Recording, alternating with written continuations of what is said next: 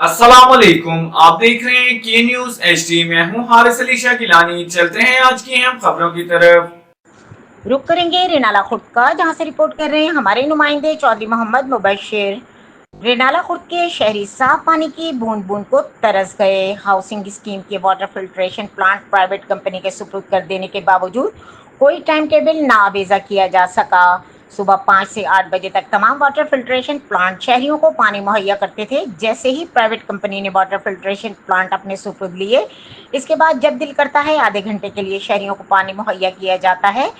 शहर सुबह सवेरे पानी के लिए दूर दराज के इलाकों में जाने पर मजबूर। शहरियों ने डिप्टी कमिश्नर उकाड़ा और असिस्टेंट कमिश्नर रेनाला खुर्द से मुतालबा किया है कि सुबह सवेरे वाटर फिल्ट्रेशन प्लांट का विजिट किया जाए और देखा जाए कि तमाम वाटर फिल्ट्रेशन प्लांट बंद। शहरी पानी के लिए दर बदर की ठोकरें खाने पर मजबूर। शहरियों ने वजीर आला पंजाब और इंतजामिया से नोटिस लेने का मुतालबा कर दिया।